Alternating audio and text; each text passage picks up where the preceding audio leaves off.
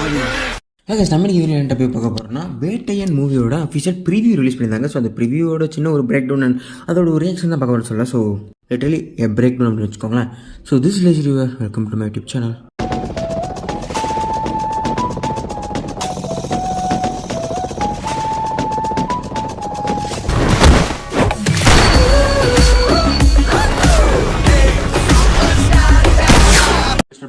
Disclaimer போடுவேன். என்னன்னா இந்த இப்போ நான் வந்து பிரேக் டவுன் பிரச்சனை கொடுத்ததுனால அதில் வந்து நான் பெருசாக அதாவது இந்த ஒரு நிமிஷம் வீடியோவில் வந்து இந்த செகண்டில் இந்த சீக்வன்ஸில் இதை டேரக்டர் சொல்ல வராங்கிறதெல்லாம் நான் டீடெயிலாக சொல்ல போகிறதில்ல. பிகாஸ் நமக்கு அந்தளவுக்கு அறிவெல்லாம் கிடையாது. ஸோ இந்த ட்ரெயிலர் பார்த்தது பொறுத்து அந்த நிறைய ரிசார்ட்ஸ் கேட்டிருப்பேன், நிறைய ரூமர்ஸ் கேட்டிருப்பேன். ஸோ அதை கனெக்ட் பண்ணி இந்த ஸ்டோரி எது நோக்கி போகுது அண்ட் இந்த ட்ரெயிலர் ஃபுல் அண்ட் ஃபுல் பார்க்கும்போது எப்படி ஃபீல் ஆகுது, என்னோட எக்ஸ்பீரியன்ஸ் எந்த அளவுக்கு எப்படி இருக்குது அப்படிங்கிறத அந்த வீடியோ நான் கம்ப்ளீட் டீடைல் பண்ண போகிறேன். ஸோ இப்போ வீடியோவில் போயிடலாமா?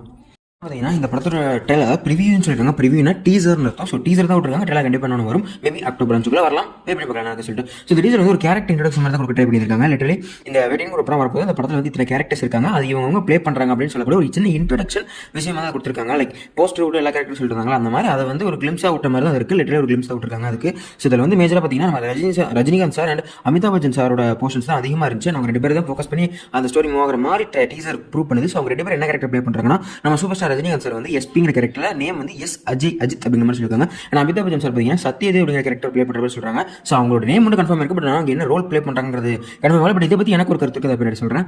அதே மாதிரி ரஜினி சார் வந்து இந்த டீசரை பொறுத்த வரைக்கும் ஒரு என்கவுண்டர் ஸ்பெஷலிஸ்ட் அப்படிங்கிற மாதிரி சொல்லியிருக்காங்க. ஸோ இந்த என்கவுண்டர் ஸ்பெஷலிஸ்ட் ஒரு விஷயம் வந்து இந்த படத்துக்கு ஒரு முக்கியமான விஷயமா டிஜே எடுத்திருக்காரு.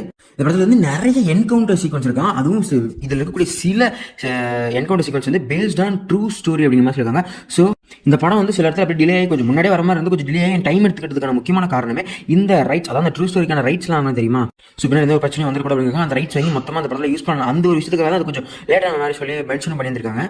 ஸோ மேபி ஏகப்பட்ட என்கவுண்டர் சீக்வன்ஸ் அண்ட் நிறைய ஸ்டோரியோட இன்னொரு பெர்ஸ்பெக்டிவ் பார்ப்போம்னு நம்புறேன். அவ்வளோதான். ஆனால் வந்து இந்த வேட்டையன் மூவியோட ஆடியோ லான்ச்சில் நிறைய விஷயங்கள் நடந்துருச்சு. அதில் முக்கியமான ஒரு விஷயம்னா நம்ம ரஜினி சார் ஒரு கதையை சொல்லியிருந்தாரு, அது வேறு கதை. பட் அதோட முக்கியமான விஷயம்னா இந்த படத்தோட எடிட்டர் தான், அதாவது ஃபிலிம் இன்ட்ராஸ். அதாவது நிறைய படத்தை பார்த்துருப்பீங்க, நம்ம லோகேஷ் கனகராஜோட எல்லா மூவிஸ் எடிட் பண்ணது இவர் தான் முக்காசி மூவிஸ். அண்ட் இவருமே ஒரு நல்ல எடிட்டர் தான். இப்போதைக்கு என்ன இவரே ஒரு நியூஸ் கொடுத்துருக்காருன்னா வேட்டையனை தொடர்ந்து கூலிக்கும் இவர் தான் எடிட்டருங்கிறத இவரே அந்த ஆடியோ லான்ச்சில் சொல்லியிருந்தாரு. ஸோ இது முக்கியமானது ப்ளஸ் ஒரு நல்ல பாசிட்டிவான இதாக இருந்ததுனால இந்த வீடியோக்குள்ள அதை சேர்த்துருக்கேன். இந்த டீசரில் வந்து ஒரு ஒன்லைன் சொல்லி எதை போஸ்ட் பண்ணியிருப்பாங்க, இந்த என்கவுண்டர் அப்படிங்கிற ஒரு விஷயத்தை ஷூட் அண்ட் ஷூட் அந்த விஷயத்தை தான் ஒரு ஒன்லைன் மாதிரி போஸ்ட் பண்ண டைப் பண்ணியிருப்பாங்க. பட் ஆனால் இந்த படம் ஷூட்டிங் ஸ்டார்ட் பண்ண சமயத்தில் அந்த ஷூட்டிங்லாம் போயிட்டு இருந்துச்சு. ஸோ அப்போ வந்து ஒரு லீக் பிக் கிடச்சிருந்துச்சு, அதாவது அந்த ஷூட்டிங் ஸ்பாட்டோட பிக். அண்ட் அதை தாண்டி நிறைய லீக் பிளாட்ஸும் கிடச்சிருந்துச்சு. சின்ன வச்சு பார்க்கும்போது இது என்ன சொல்லியிருந்தாங்கன்னா இது ஒரு எஜுகேஷன் சிஸ்டம் பேஸ்டான மூவி தான். லைக் இந்த எஜுகேஷன் சிஸ்டமில் நிறைய குழப்பம் நடக்கும். இந்த ஸ்கூல்னு பார்த்தீங்கன்னா நிறைய ப்ராசஸ் நடக்கும் இல்லையா. ஸோ பண முதலீடுலாம் அங்கே தான் இருக்காங்க, ஆனால் ஒரு நான் ப்ராஃபிட் ஆர்கனைசேஷன் பேர் வைக்கிறாங்க இல்லையா. ஸோ அந்த மாதிரி விஷயங்களை தெளிவாக சொல்லக்கூடிய ஒரு மூவியாக தான் இருக்குன்னு சொல்லி தான் அந்த படத்தை ஷூட்டிங் ஸ்டார்ட் பண்ணியிருந்தாங்க. அண்ட் பிகின் தி சீன் பார்க்கும்போது நிறைய சொல்லியிருந்தாங்க. நான் இந்த படத்தில் நம்ம துஷாரா விஜய் நடிச்சிருக்காங்க. ஸோ அவங்க சரண்யா அப்படின்னு ஒரு கேரக்டர் ப்ளே பண்ணுறாங்க. அவங்க ஒரு டீச்சர், மேபி ஒரு கிராமத்தில் கூடிய ஒரு பர்சனாக வராங்க. ஸோ அவங்க ஒரு பிளாட் ட்விஸ்ட் இருப்பாங்க அப்படிங்கிற நிறைய ரூமர் கிளம்பி இருந்துச்சு. அட்லீஸ்ட் பிளாட் ட்விஸ்ட்னால இந்த படத்தில் நடக்கக்கூடிய நிறைய முக்கியமான விஷயங்கள் அவங்க வச்சு நடக்கும் அப்படிங்கிற மாதிரி சொல்லியிருந்தாங்க. ஸோ அப்படி இருக்கக்கூடிய சமயத்தில் மேபி இந்த படத்தோட ஒன்று என்னன்னா அந்த எஜுகேஷன் சிஸ்டம் பேஸ் பண்ணி தான் இருக்கணும். இந்த என்கவுண்டர் அப்படிங்கிற விஷயங்கள் இந்த படத்தில் ஒரு சப்ளாட்டாக இருக்கலாம்.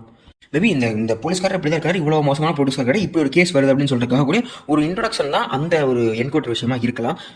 அதே மாதிரி அந்த ஒன்றே பார்த்து எல்லாருமே அமிதாப் பச்சன் தான் ஒரு வில்லனாக இருப்பார் அப்படிங்கிற மாதிரி நீங்கள் நிறைய நினச்சிருக்கலாம். பட் ஆனால் அவர் வில்லன் கிடையாது. இந்த படத்தில் அஃபீஷியல் வில்லன் ராணா டகுபதி நட்ராஜ் அப்படிங்கிற ஒரு கேரக்டர் ப்ளே பண்ணுறாரு. அவர் தான் இந்த படத்தில் அஃபீஷியல் வில்லன். அது வந்து ஃபகத் ஃபாசில் பேட்ரிக் அப்படிங்கிற ஒரு கேரக்டர் ப்ளே பண்ணுறாரு. ஸோ இவர் இந்த படத்தில் முதல்ல வந்து நம்ம ரஜினி சாரோட பையன் அப்படிங்கிற மாதிரி சொல்லியிருந்தாங்க. பட் ஆனால் இப்போ இந்த ட்ரெயிலர் பார்க்கும்போது மேபி இவர் பையனாக இருக்கலாம், இல்லை ஒரு வில்லனோட கேங்கில் கூட ஒரு அளவு இருக்கலாங்கிற மாதிரி ஒரு டீஸ் கிடைக்குது. பட் எனக்கு என்னமோ படிச்ச ரூமர்ஸ் வரைக்கும் இவர் நம்ம ரஜினி சாரோட பையன் கேரக்டர் பண்ணுற மாதிரி தான் சொல்லியிருக்காங்க. ஸோ இப்படி தான் பார்க்கணும் நடக்குதுன்னு அது வந்து நிறைய பேர் பண்ணுறாங்க. அதில் முக்கியமாக சொன்னால் மஞ்சு வாரியர் வந்து நம்ம ரஜினி சாரோட ஒய்ஃப் அந்த படத்தில் இருக்காங்க. அவங்களோட நேம் தாரா அண்ட் ஒரு விளாகர்னு சொல்லுவாங்க. ஸோ விளாகர்னு சொல்ல சமயத்தில் ஒரு 2-3 சீக்வன்ஸ் மைண்ட்ல வந்துட்டு போது அது படத்தில் இருக்காது பார்ப்போம். அதே வந்து ரித்திகா சிங், அப்புறம் நம்ம கிஷோர் சார் வந்திருக்காரு, அப்புறம் ராவ் ரமேஷ் தெலுங்கு ஆர்டிஸ்ட் அவர் இருக்கப்பல அண்ட் ரமேஷ் திலக் ரோஹினின்னு சொல்லிட்டு ஏகப்பட்ட கேரக்டர் இருக்காங்க. ஸோ இந்த ரோஹினி அண்ட் ரமேஷ் திலக் அண்ட் ரணாதகுதி ஆர்டர் சீக்வன்ஸ்லாம் பார்த்தீங்கன்னா அதை நீங்கள் மேட்ச் பண்ணி பார்த்தீங்கன்னா சில ட்ரூ இன்சிடென்ட் ஸ்கூல் பேஸ் பண்ணி நடந்தது தெரியுமா. அந்த மாதிரி ஒரு இன்சிடென்ட்ஸ் கூட ஒரு கனெக்டிவிட்டி இருக்கிற மாதிரி தான் தெரியுது. ஸோ எப்படி தான் பார்க்கணும். மேபி இந்த படத்துக்கு வந்து ஒரு டீசர் தான் இருக்காங்க. ட்ரெயிலர் கண்டிப்பாக ஒரு அக்டோபர் 5 வந்துடும். ஸோ வந்து தெரிஞ்சிருந்த படத்தில் ஒரு அஃபிஷியல் ஒன்லைன் எப்படி இருக்குன்னு சொல்லிட்டு.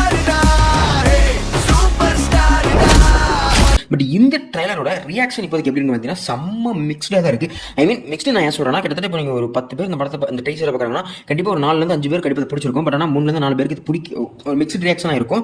பட் பிடிக்காதுன்னு சொல்கிறதுக்கான வாய்ப்புகள் கம்மி தான். பட் இருப்பாங்க ஹேட்டர்ஸ் தான் பிடிக்காதுன்னு சொல்லுவாங்க. பட் ஆனால் அஃபிஷியலாக இந்த படத்தை சொன்னால் ஒரு மிக்ஸ்டு ரியாக்ஷன் இருக்குது. கண்டிப்பாக இந்த டீசரில் வந்து அந்த கடைசி சீக்வன்ஸ் இருக்குது தெரியுமா, அதாவது நம்ம ரஜினி சாரும் அமிதாப் பச்சன் சாரும் ஃபேஸ் டு ஃபேஸ் மீட் பண்ணக்கூடிய சீக்வன்ஸும் அந்த சீன் கேரி பண்ணக்கூடிய அந்த கான்ஃப்ளிக்ட் இருக்குல்ல, அது உண்மை தரமாக இருந்துச்சு. பட் ஆனால் கம்ப்ளீட் அவுட் ஒரு ட்ரெயிலர் பார்க்கும்போது இது ஒரு மிக்ஸ்டு ரியாக்ஷன் தான் கொடுக்குது. முக்கியமாக நிறைய புக்கு குறை சொல்றது என்னன்னா அதில் வரக்கூடிய ஒரு முக்கியமான 3-4 டைலாக்ஸ் தான். அந்த டைலாக்ஸ் அப்படியே தர்பார் தான் டேமப்படுது, தர்பார் 2ங்கிற மாதிரி இருக்கு அப்படிங்கிற மாதிரி நிறைய சொல்லிட்டு இருக்காங்க. முக்கியமாக எஸ்பின்ற பேரில் நம்மளுக்கு ஒரு ஏமா வந்திருக்காங்க, நம்ம என்ன பண்ணுறோம் அப்படின்னு சொல்றதா இருக்கட்டும். ஸோ என்கவுண்டருங்கிறது ஒரு தண்டனை மட்டும் கிடையாது, இனிமேல் இந்த மாதிரி தப்பு யாரும் பண்ணக்கூடாது அப்படிங்கிறதுக்கான ஒரு முன்னெச்சரிக்கை அப்படின்னு சொல்ற சீக்வன்ஸ்.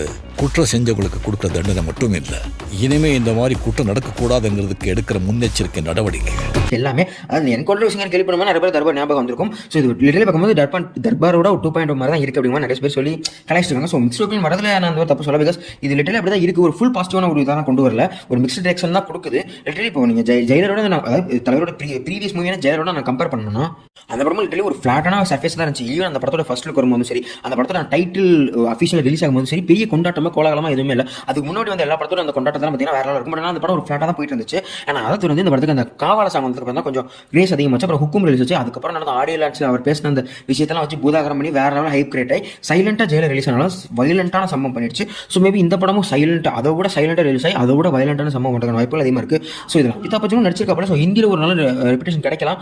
கிடைச்சதுன்னா கண்டிப்பாக இது ஒரு 1000 கிடைக்கிற வாய்ப்புகள் இருக்குது. ஸோ வெயிட் பண்ணி தான் பார்க்கலாம் என்ன நடக்குன்னு சொல்லிட்டு. ஸோ ரிலீஸ் சொன்னால் டிஜே ஞானவேலோட ஒரு டச் இருக்க தான் செய்யுது. ஆனால் ஃபுல் அண்ட் ஃபுல் பார்த்துட்டா ஒரு ஃபுல் சாட்டிஸ்ஃபைட் ட்ரெயிலர் இது கண்டிப்பாக அவையில. ஸோ படம் அப்படி வந்துடக்கூடாதுன்னு எனக்கு தோணுது. பட் அதே இது அடுத்த பக்கம் பார்த்தீங்கன்னா மனுஷத்தோட ஒர்க் ஒன்றும் நல்லா இருக்கு. அதே நிறைய பேர் கொலை சொல்லாத சிறங்க, பட் எனக்கு அப்படிலாம் எதுவும் தெரியல. பிகாஸ் அந்த படத்தோட பிஜிஎம் பண்ணது ப்ரிவியூக்கே ஒரு பிஜிஎம் பண்ணிருப்பேன். வந்து அந்த ஹண்டர் அப்படின்னு சொல்லி சாங் வந்துருக்கும், ஹண்டர் வண்டர் ஆடியோ. ஸோ அந்த சாங்கோட ஒரு பீட்டை தான் எடுத்து இந்த டேலாக் போட்டுருப்பா. அது உண்மையாக நல்லாவே மேட்ச் ஆயிருந்திருக்கும். உண்மையாக அது இந்த மனுஷலாய் சாங்னு சொல்லிட்டு விஷயம் மேலே உண்மையாக தாறுமாறாக இருந்திருக்கும். ஹண்டர் சாங்குமே நல்லா தான் இருந்துச்சு. சனத்தோட ஒர்க்கை டீசெண்டாகவே நல்லாவே பண்ணிட்டு தான் இருக்காரு.